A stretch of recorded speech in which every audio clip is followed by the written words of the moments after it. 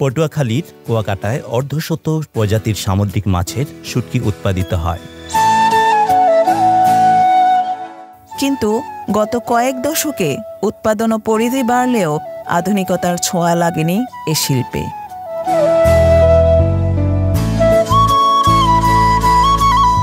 আমি এই শুটকি ব্যবসা করি আজ থেকে 30-32 বছর পর্যন্ত। তবে মূলত হইলো আমাদের স্থানীয় একটা নির্ধারিত একটা জায়গা নাই। যদি সরকার আমাদের নির্ধারিত একটা জায়গা দিত তাহলে আমরা এই শুটকি ব্যবসাটা হয়তো বা ভালোভাবে করতে পারতাম।